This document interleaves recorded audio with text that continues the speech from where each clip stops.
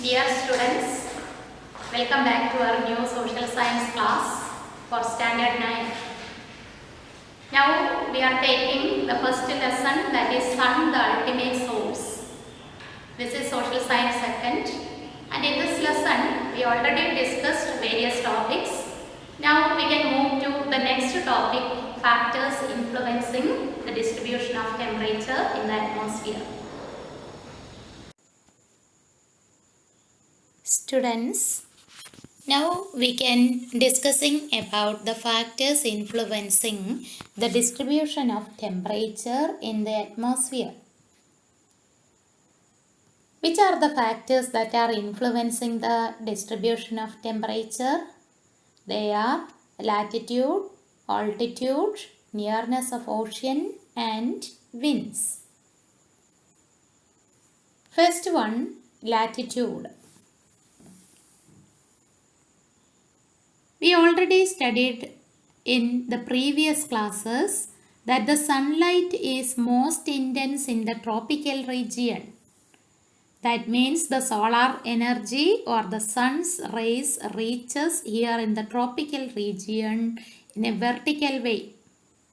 So the region receives more energy because the sun's rays are almost vertical. And how is sunlight distributed in the temperate and frigid zones? And in the temperate zone, the sunlight is almost in a slanting position. So, it is warm or cool. And what about frigid zone? Frigid zone is always very cold. It is because of the slanting rays from the sun. The angle of incidence of the sun's rays becomes more inclined on approaching the poles. So, there occurs more energy loss as the sun's rays have to travel more through the atmosphere owing to the inclination. In this way, the latitude influences the distribution of temperature in the atmosphere. Next one is altitude. You have already studied that the temperature in the troposphere decreases uniformly. When we move towards the upper part of the troposphere, we can experience less temperature. That means the temperature decreases at the rate of 1 degree Celsius per 165 meters of altitude. What is this process called? It is called a normal lapse rate. You studied about this normal lapse rate in your 8th standard. And the temperature is comparatively lower at places situated much above the sea level. Example, the temperature experienced in places like Idukki and Wayanad is much lower than that of the neighboring districts of Ernakulam and Kozhikode. Now, it is understood that why these places are cool or cold. The places at higher altitudes are cold or cool because the temperature decreases when we move towards the upper part. In this way, altitude influences the distribution of temperature. And the next important factor that is influencing the temperature is nearness of ocean. Here gives a chart. Temperature, maximum temperature and minimum temperature and range of temperature of Thiruvananthapuram, Bengaluru, Delhi and Goa. Thiruvananthapuram and Goa are experiencing moderate temperatures. That means maximum and minimum temperatures are almost moderate and the range of temperature is also very low. But in Bengaluru and Delhi, In these two places, we can experience high temperature and low temperature. That means the range of temperature will be high. What will be the reason for this? Because Thiruvananthapuram and Goa are situating very close to the sea, and Bengaluru and Delhi are situating very far away from the sea. So the diurnal range of temperature is very high in Delhi and Bengaluru, but it is very low in Thiruvananthapuram and Goa. It can be inferred that the range of temperature will be higher at places away from the sea and vice versa. Temperature remains moderate at places close to the sea. That is why Thiruvananthapuram and Goa have moderate temperature in all times. This is because the heating of land causes wind to blow from sea to land, and cooling of land causes wind to blow from land to sea. Is it clear now? And the next and the fourth factor that is influencing the sea is wind. Here gives some paper cuttings, headlines. There are some news headlines. The warm and cold winds can respectively raise or lower the temperature of places through which they pass. Here gives some examples. Hot wind in Delhi, many sunburned. Palakkad burns, hot wind from Tamil Nadu. Cold wind, snowfall in the valley. From all these news, we can understood that the wind, warm or cold wind, can raise or lower the temperature of a region. So, the temperature of a place vary in accordance with its latitudinal location, altitude, nearness to the sea, and wind. Now, we can go to the next part, that is the global distribution of temperature. Here gives a map of the world. In this map, we can see some smooth curved lines. We already studied about these lines. These smooth curved lines are called, these are isotherms. These smooth curved lines represent the temperature recorded at different places throughout the Earth's surface. And here you can see the differences in the isotherms in southern hemisphere and in the northern hemisphere. What is the difference? Isotherms in the southern hemisphere are almost parallel to the equator compared to those in the northern hemisphere. Do you know the reason for this? During summer, high temperature prevails over the land compared to the sea. And during winter, the condition is reversed. That means high temperature prevails over the sea compared to the land.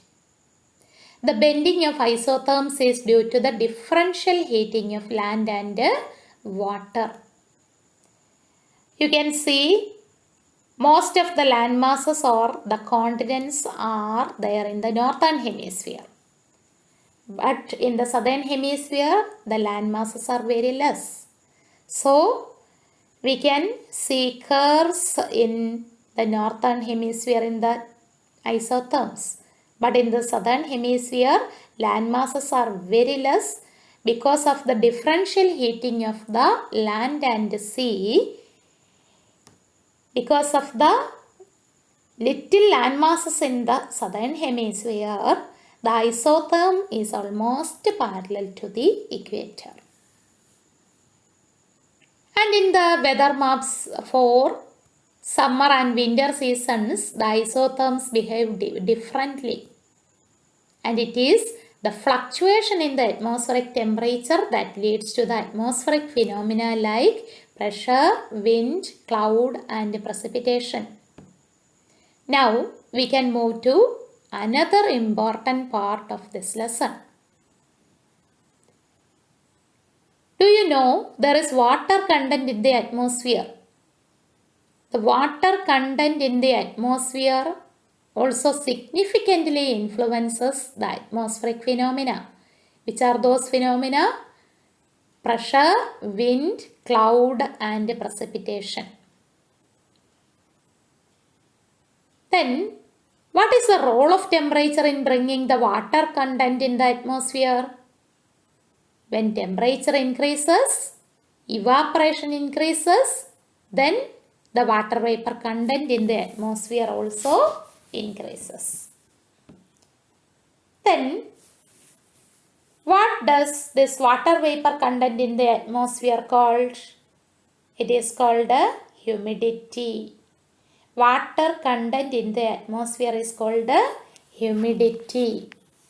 And what are the factors? What are the factors influencing the distribution of humidity? They are temperature, availability of water and nature of the air. Which are the factors that are influencing the water vapor content in the atmosphere? They are temperature, water availability and nature of the air. Then what is absolute humidity? Humidity varies not only with the places but also with the time. Then we can give one definition to absolute humidity. Absolute humidity is the actual amount of water vapor present in the atmosphere. The actual amount of water vapor present in the atmosphere is called absolute humidity. And it can be measured with the help of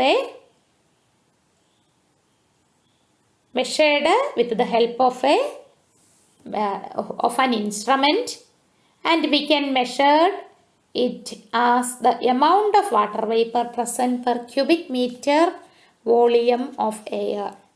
That is grams per meter cube. And we can measure the humidity in the atmosphere with the help of a wet and dry bulb thermometer. And now, do you heard about saturation point?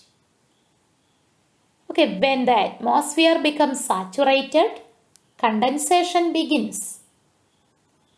And you might remember what you have learned about condensation in earlier classes. And there is a limit to the amount of water vapor the atmosphere can hold at a certain temperature.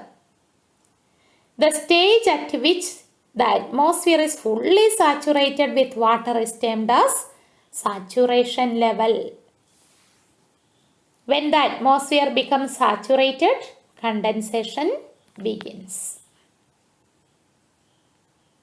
Then here gives a table that is showing the comparison between relative humidity and absolute humidity.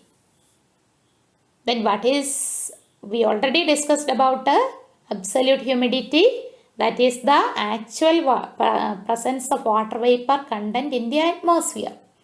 Then what is relative humidity? It is the ratio between the amount of water vapor present in the atmosphere and the total water holding capacity of the atmosphere. The ratio between the amount of water vapor present in the atmosphere and the total water holding capacity of the atmosphere at a given temperature. That is relative humidity. Then what is the amount of water vapor present in the atmosphere? That is absolute humidity. So relative humidity can be calculated by absolute humidity divided by total water holding capacity of the atmosphere into 100. Do you heard about dew point? Dew point is the critical temperature at which the condensation begins. And now we discussed about some important points related with the humidity. What are they? They are absolute humidity, relative humidity, saturation point and dew point. All these are very important in this lesson. And this relative humidity is measured using an instrument called a wet and dry bulb thermometer. You can see the picture of that wet and dry bulb thermometer in the screen.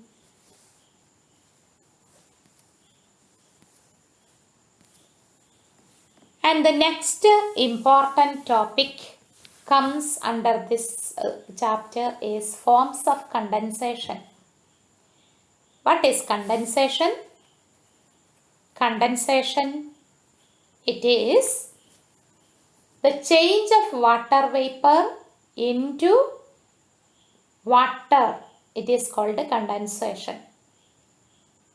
The atmosphere should reach the saturation level for condensation to begin.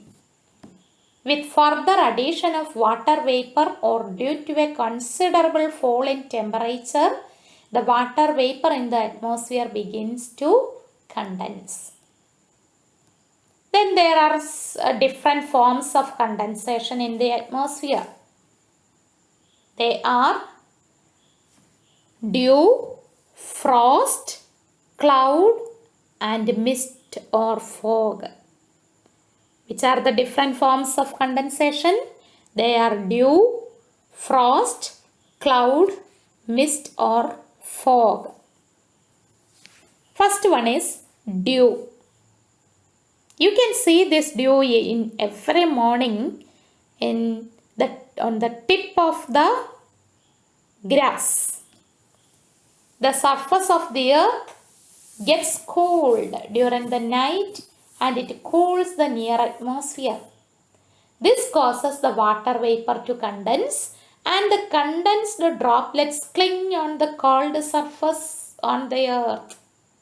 Best example, the tip of the leaf or tip of the grass. But this dew disappears as the sun rises. Then what happens? When sun rises, temperature increases, then evaporation will happen. So the dew will disappear.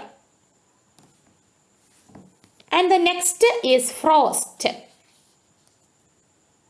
As you know, there are places on the earth where the night temperature falls below 0 degrees Celsius.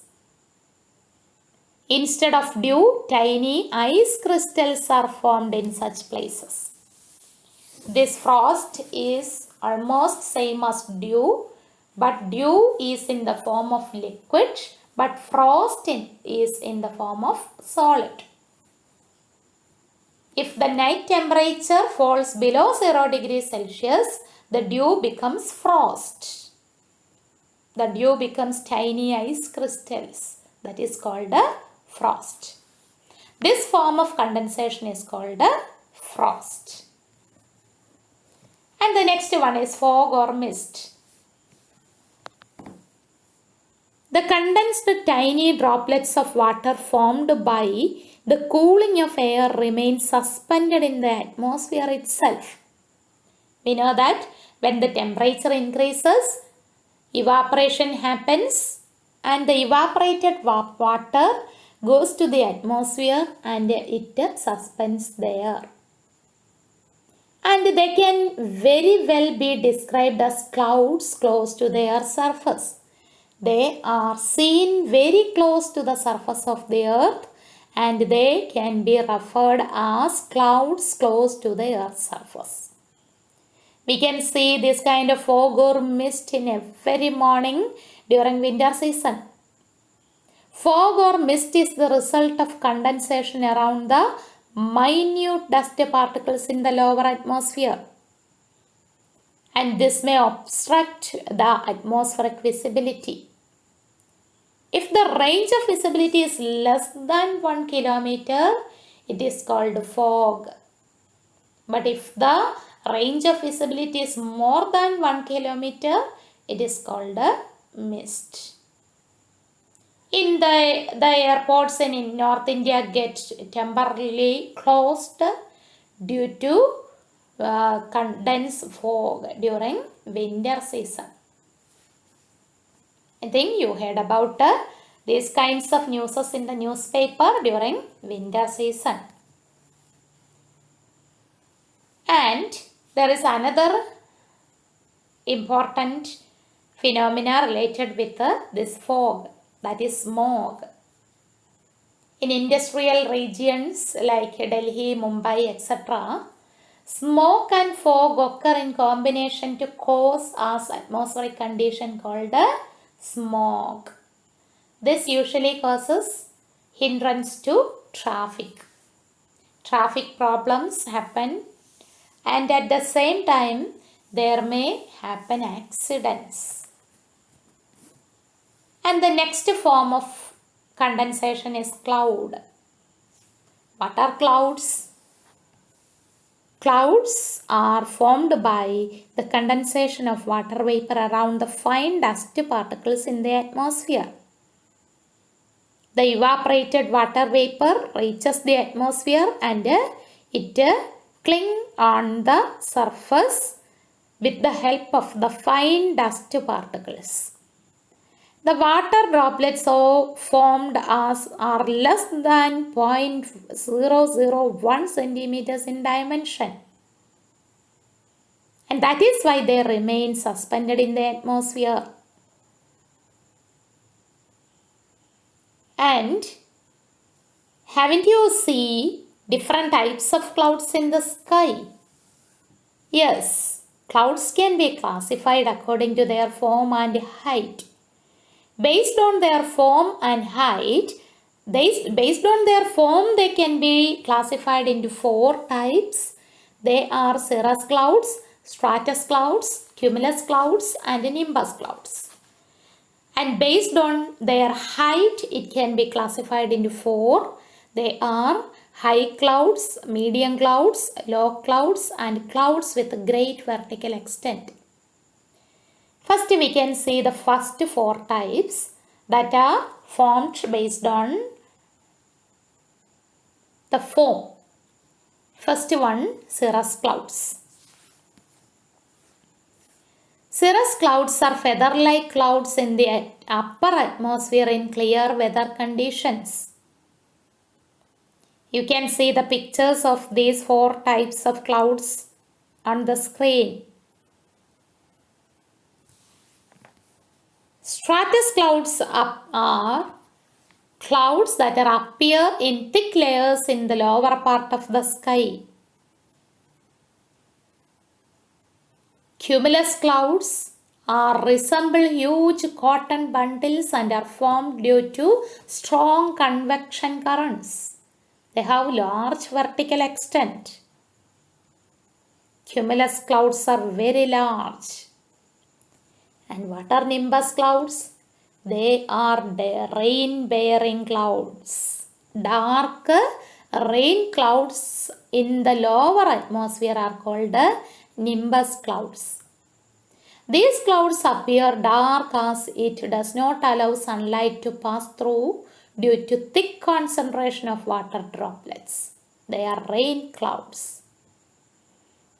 And the clouds mentioned above do not generally occur independently.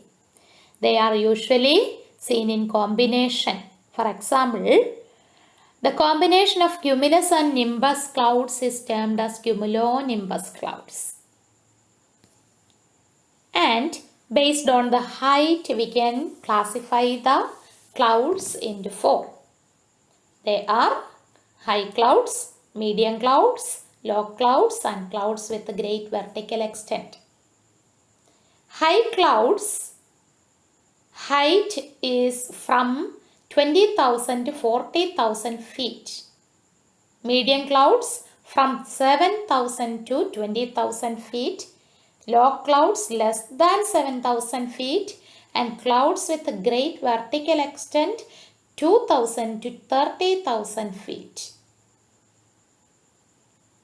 Now, these are about the various types of clouds. And the next important portion related with the humidity is precipitation.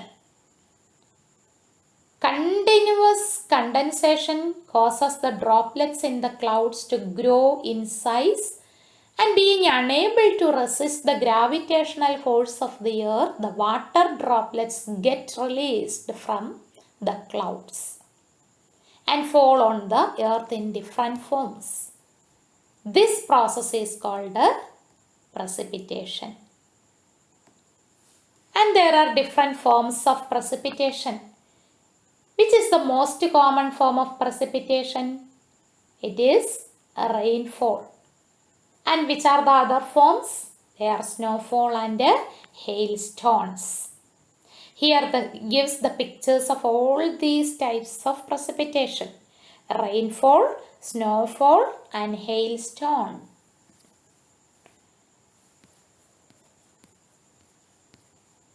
Then we can discuss about the different types of precipitation.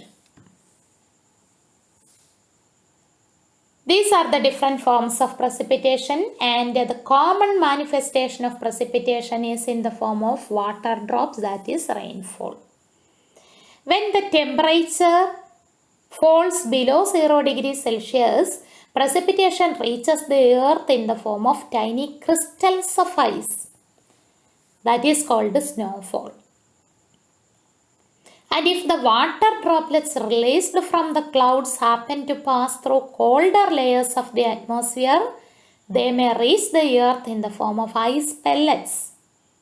This is called hailstones. Now we can move to the different types of rainfalls.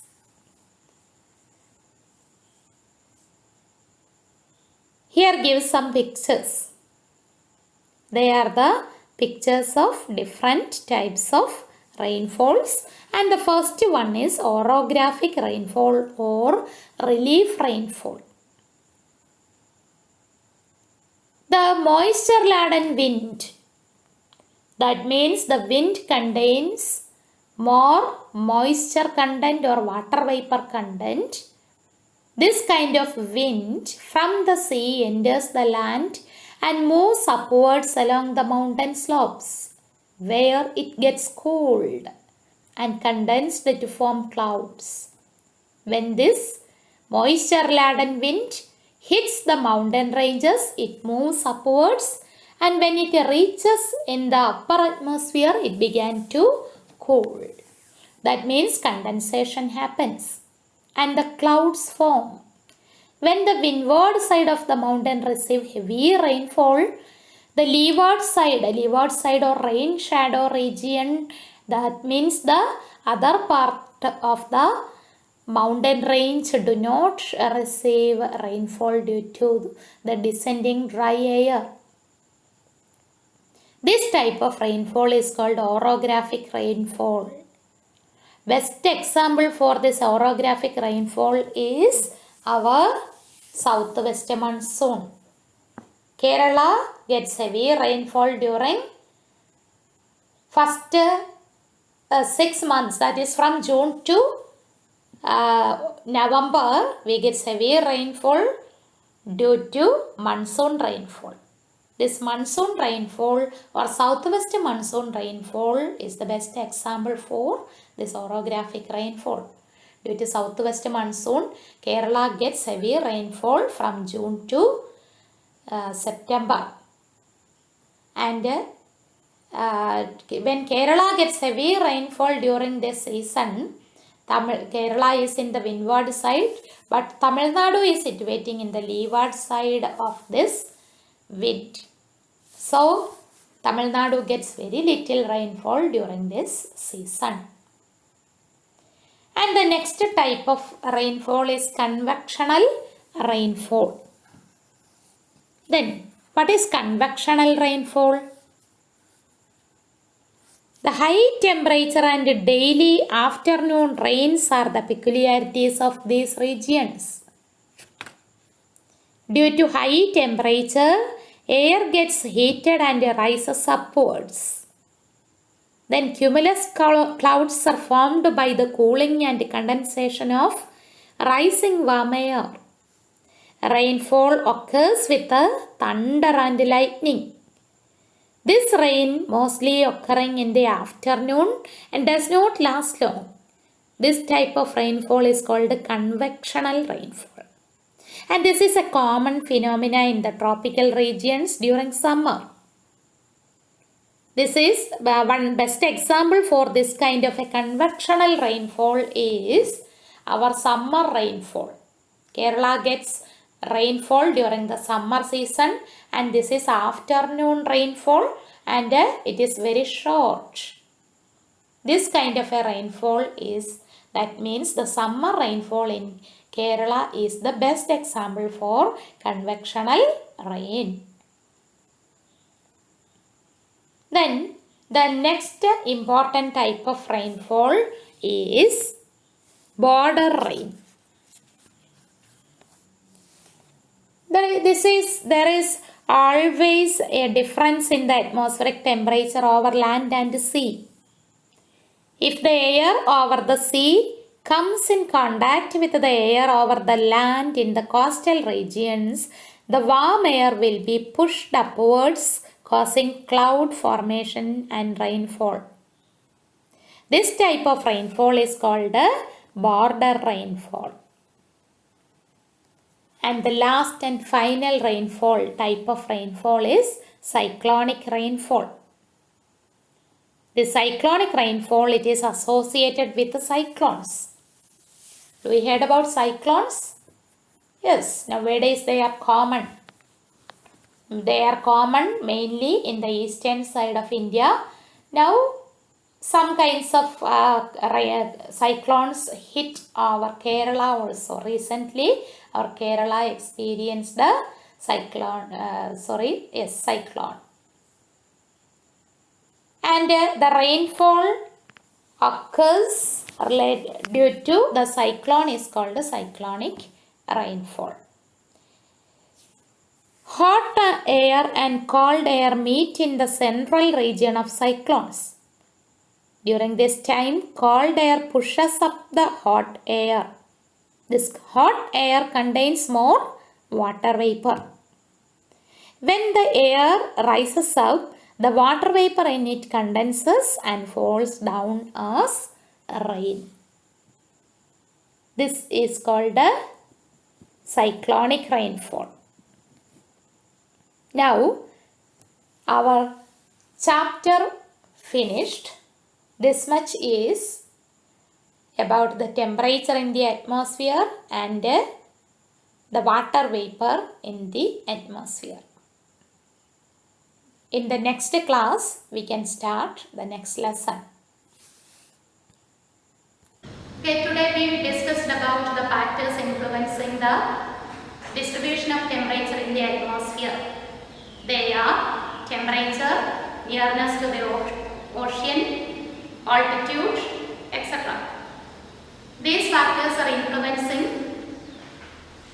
the various places on the earth. So, it is time to conclude the class.